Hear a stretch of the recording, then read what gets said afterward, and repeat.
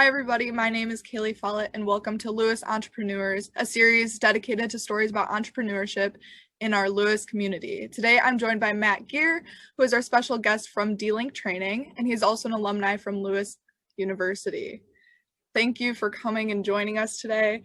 I'd love to hear more about DLinkTraining is and what you do, so if you want to give a little background right now. Yeah, sure, absolutely. Thanks for having me, Kaylee. Appreciate it. So what DLinkTraining is, basically, I've been in the corporate world for 20 plus years, as well as my business partner, and we both also are in academics. So we're both adjunct faculty members at a number of schools.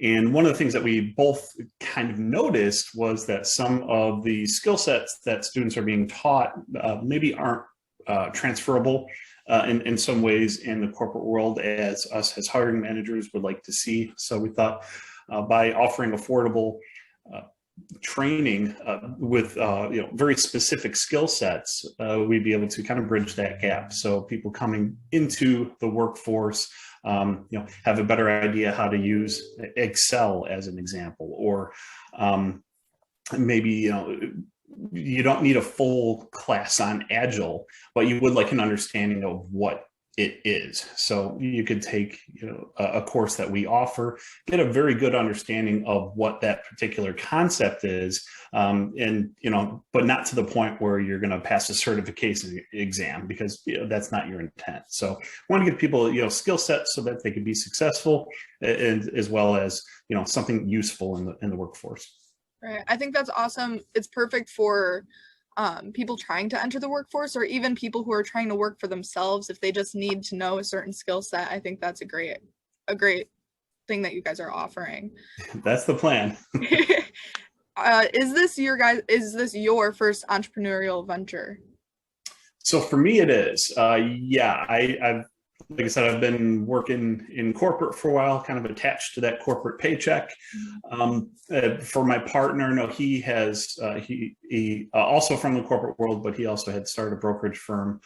He sold that off maybe 10 years ago or thereabouts. So he came in with that prior knowledge of getting businesses set up and whatnot, which was part of the allure for me to partner with him, because he had that previous knowledge.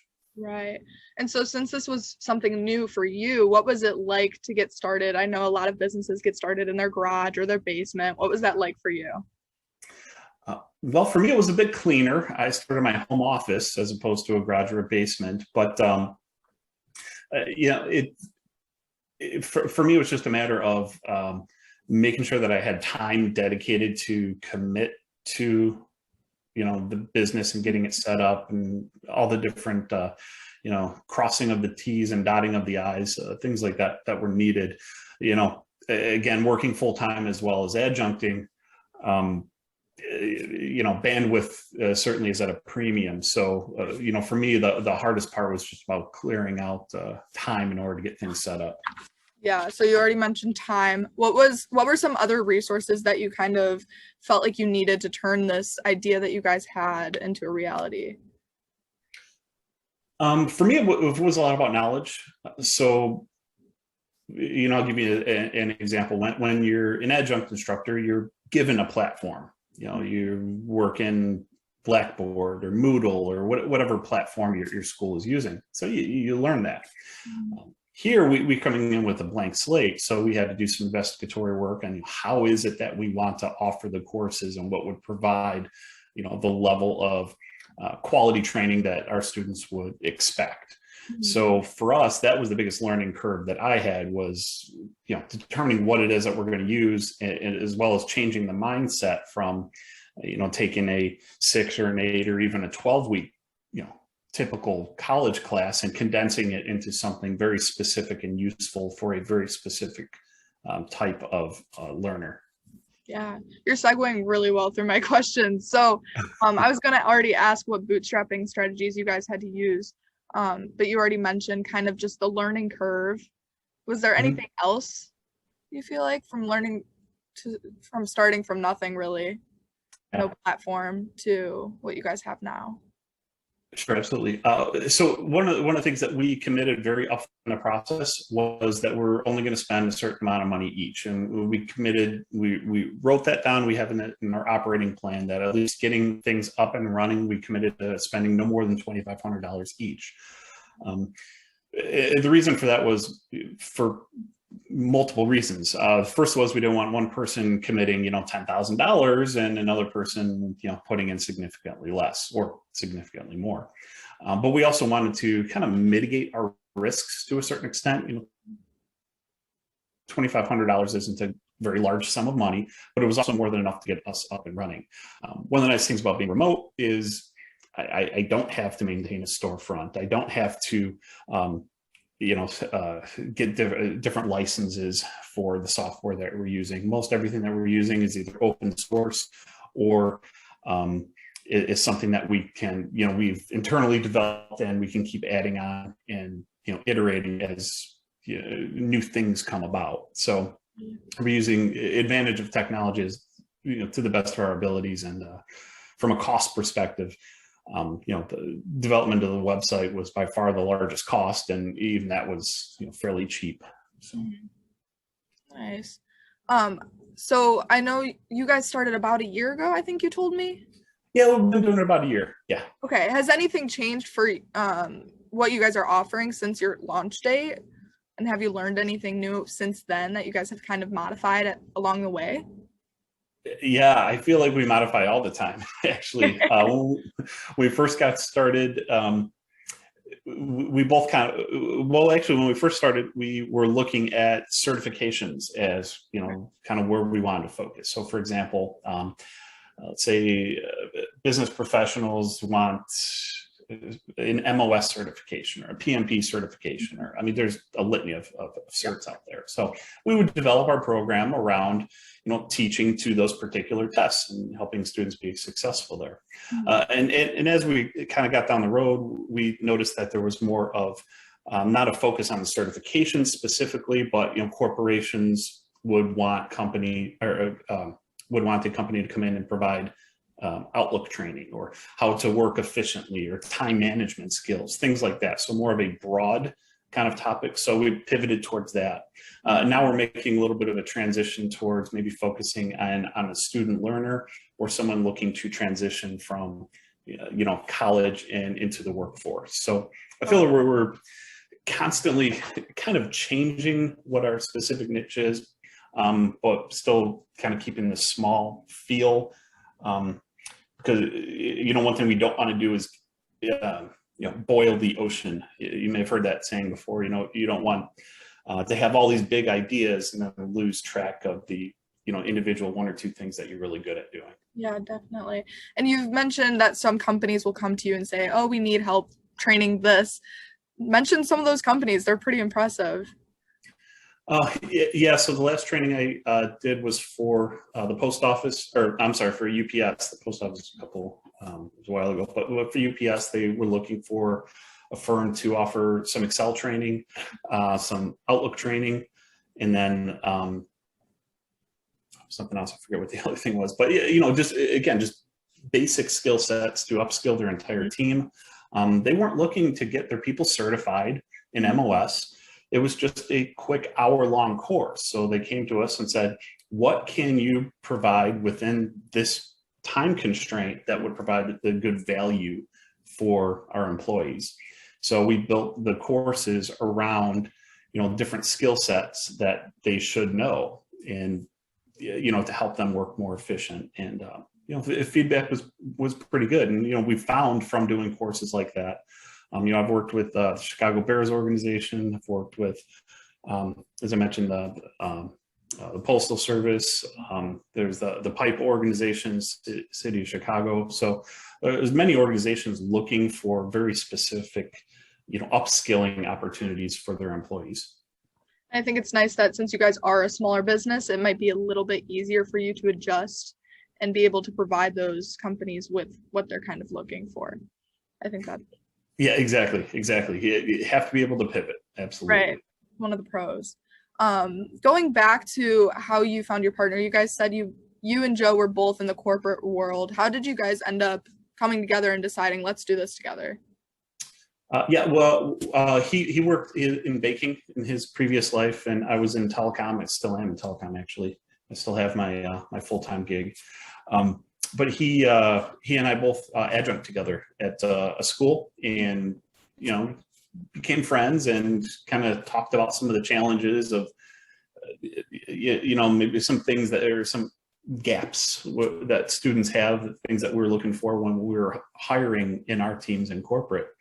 And that's kind of where DLT was essentially founded. We talked about it for a while, and finally decided one day, hey, let's stop talking. Let's actually do this and see what happens. So that's awesome. I think that's the hardest part for a lot of people who have big ideas, is to stop talking about it and start pursuing it. It is. Yeah, absolutely. Any advice that you can give for someone who's considering to start a business with somebody else? Just do it. Just do it.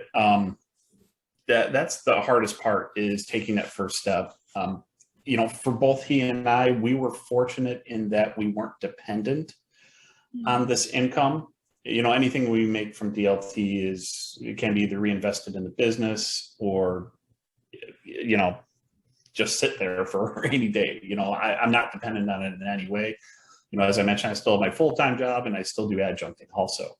But that said, that also limits my ability to focus on DLT and maybe be more aggressive with, marketing and offering courses and things like that. So, right now I'm pretty busy with my normal work, and I've actually got 4 classes at 4 different schools running right now. So adding something else for DLT is simply not, I just don't have the bandwidth for that. However, you could argue that that's also a nice thing about having the company is, I can scale up or scale down as my availability would warrant. I went a little off topic there, but bottom line is for an entrepreneur, just the hardest part is just going there and actually doing it, getting it set up. That'd be the first thing. And then the second thing I would say is, don't try to do too much. I mentioned don't boil the ocean. Focus in on that one thing that you do very, very well. And from that, trial it. And if it doesn't work, get feedback and tweak where needed until you get something that you can begin to scale and make larger and larger. And if you have a good product, it's going to sell, or service, it's going to sell. So focus in on that thing and then build out from there. That'd be my advice. Yeah, thank you. Those are a few of the themes that I've seen throughout these interviews. Is the number one biggest advice is just go for it, just do it. Yeah. The struggle is investing your time, because a lot of entrepreneurs have other things going on. Right. And then just learning to pivot and build off of what you're learning throughout every hardship, I guess. Absolutely. Throughout Absolutely. So those are the 3 main themes I keep seeing come around, and I love to hear it every time. With having a partner, how do you decide who does what, and how do you deal with disagreements? I know there's probably some disagreements that happen when you guys are planning out what you're about to do on the website. Sure. Like anybody, there's different visions and there's different thoughts for how to do certain things. One of the ways that Joe and I kind of get around that or work within those constraints is we developed an operating agreement up front. And we documented what our specific roles and responsibilities are going to be. So for example, I'm in charge of all things operations, and Joe focuses on the marketing, sales, as well as the accounting aspects of the business. And we did it this way. So again, his skill sets are, he's more of a numbers guy, and he's more of a salesman. Versus, my background is more in project management, which more directly aligns with operations. So we did it that way, obviously intentionally based on our skill sets, but also so if there are disagreements, we would have veto rights, say, hey, this is my role. I'm the operations guy, therefore I think we should do this. So that's worked pretty well with us. There have been times where maybe we've disagreed on a vision or a way that we could take a certain avenue. But generally speaking, we were able to talk things out. We've had a benefit of being friends before being business partners.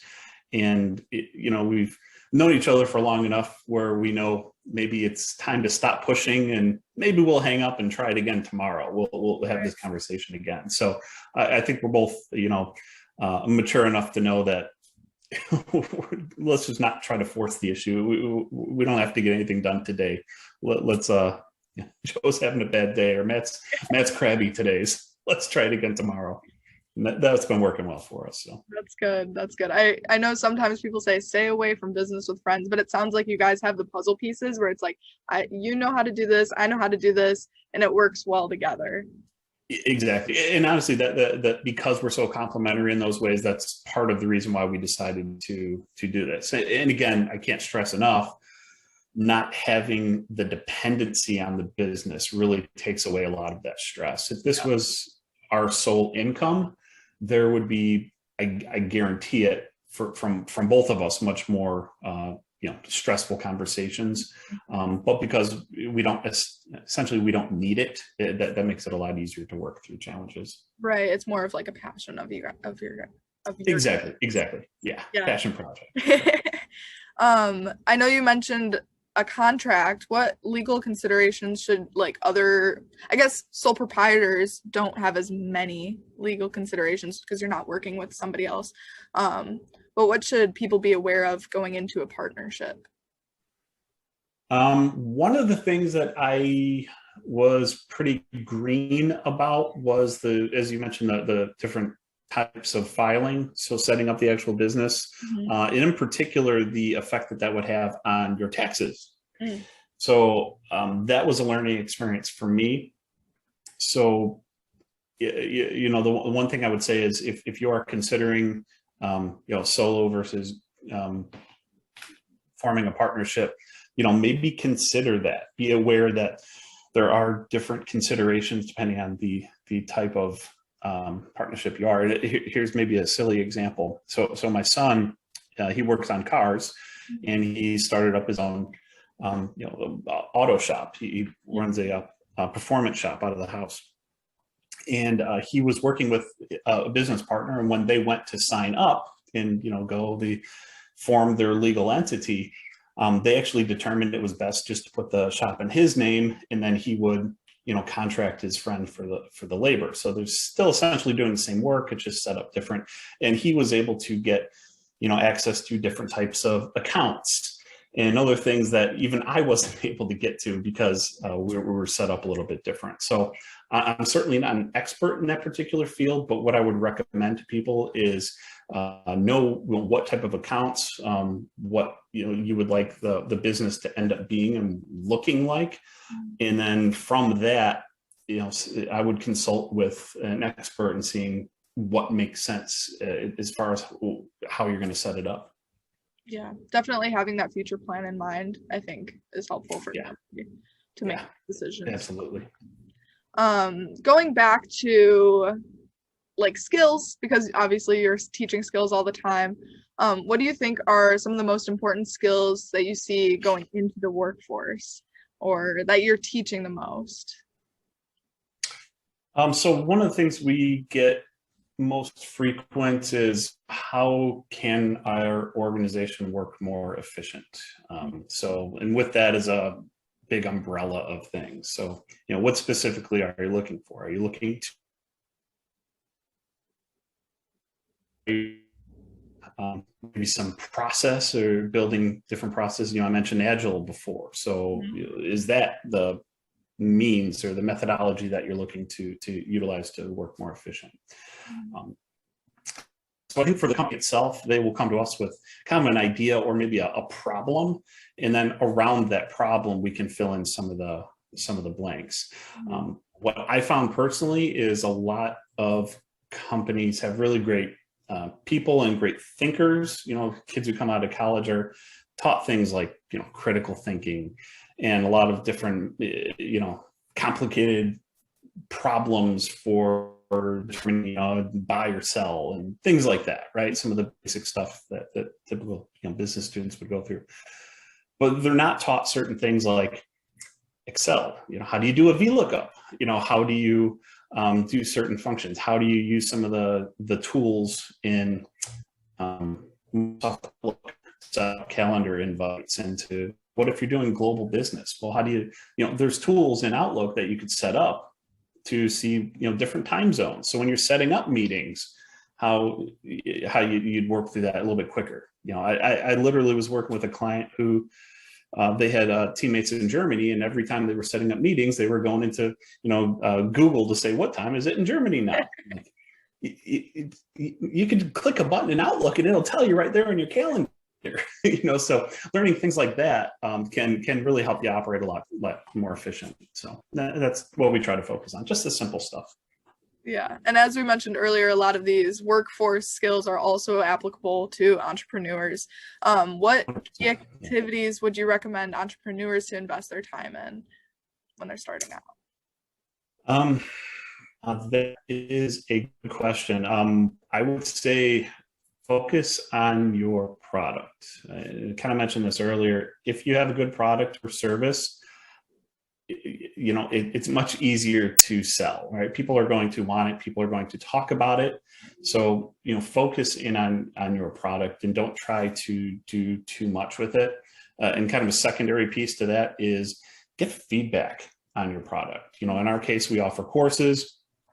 I always send out, a survey afterwards. And even if I only get a 20% response rate, that 20% are people who took enough time to say, hey, maybe do this instead, or hey, I really like this aspect of the training. So we know what to focus on and more specifically what not to focus on. So focus in on that product, put your time there, and you could build around a good product.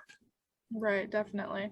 And your product, I would imagine, is it's what's the word? It gives you a lot of joy, I'm sure. Teaching is something that I know is, I can't think of the word. Fulfilling. Fulfilling, yes. Fulfilling, yes. Yeah, that's why I keep coming back for all the pain. It is fulfilling. I do enjoy it. Probably one of the best things for me, especially in a face-to-face, not so much in in Zoom training, but in face-to-face, when you're going through a topic or a concept and you see someone's eyes light up and they say, oh, that's why we do this, or that's why that happened, as you're talking through something. So yeah, that part for me is very fulfilling. Yeah, I've experienced that myself with tutoring, and I just imagine you experienced that throughout not only your full-time job, but also this side gig, I guess, that you have. What if it's not that, what has been the most satisfying moment for you with this business and DLinkTraining? The first revenue we received, that was satisfying, because then that's reassurance that it's worth it. Yeah. That all that upfront work and the product refinement and all the different meetings that Joe and I have had, once you see that first revenue hit you the bank, then you're like, this is good. This is why we're doing it. This is nice. That is awesome. I shouldn't say this is why we're doing it, but I mean, hey, it's that's a big part of it for sure. But it's what it is. It's gratification that what you're doing is meaningful for somebody else, that they've decided to not only take time out of their day, but pay for the opportunity to learn something. So that's the gratifying part of it. Yeah, it's reassuring too, after all of the hard work that you put into it. Right, exactly. Well, I think that's how we'll end this episode. Thank you so much for joining me. I want to thank everybody else for listening and watching today's episode of Lewis Entrepreneurs, and to Matt for joining me. I want you to stay tuned for the next episode by following us on our social media platforms. We've got Instagram, we've got Facebook, LinkedIn, and we're all at Lewis Innovation Hub. Thank you again, you guys.